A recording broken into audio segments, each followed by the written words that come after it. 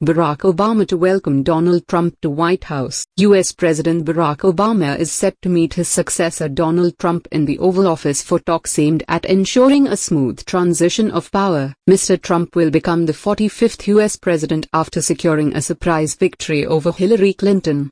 Mr. Obama mounted a fierce campaign to prevent Mr. Trump from winning the White House, branding him unfit for office. But the president has now urged all Americans to accept the result of Tuesday's election. "We are now all rooting for his success in uniting and leading the country," Barack Obama said of Mr. Trump. Despite Mr. Obama's calls for unity and Mrs. Clinton telling supporters Mr. Trump must be given a chance to lead, his victory has sparked protests in several U.S. states. Hundreds of anti-Trump demonstrators in New York staged a march on Trump Tower in Manhattan on Wednesday evening, voicing their opposition to Mr. Trump's policies on immigration, gay rights and reproductive rights. Police earlier erected concrete barriers and other security measures outside the Fifth Avenue skyscraper, which is likely to be Mr. Trump's headquarters during the transition to power. There were also reports of protesters blocking the entrance to Trump Tower in Chicago on Wednesday evening, chanting, "No Trump,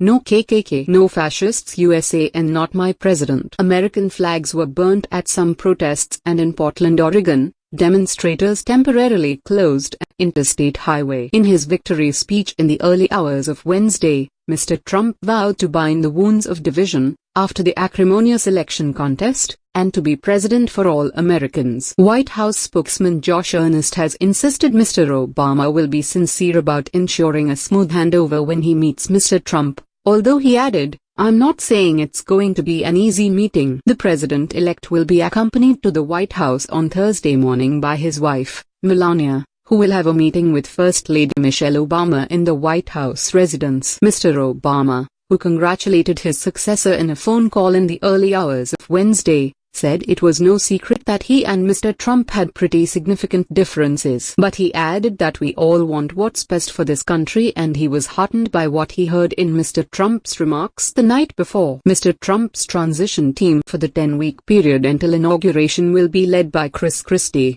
the governor of New Jersey. The president-elect, who has never held elected office, has said his immediate priorities will be restoring the country's infrastructure and doubling its economic growth. Republican National Committee Chairman Reince Priebus said, "Donald Trump is taking this very seriously," adding that the business mogul's deal-making ability would enable him to quickly make things happen for the American people. As president-elect, Mr. Trump is entitled to get the same daily intelligence briefing as President Obama, which includes information on covert U.S. operations and other data gathered by America's 17 intelligence agencies. Mr. Trump's team is understood to be focused on quickly filling key national security posts, but it is not yet clear who will sit in his cabinet or fill senior posts in his administration, such as Chief of Staff. There are expected to be roles for Mr. Christie, former House Speaker Newt Gingrich and former New York Mayor Rudy Giuliani, another of Mr. Trump's closest advisors, who is being linked with the role of Attorney General or National Security Advisor. After losses overnight as Mr. Trump's surprise victory became clear,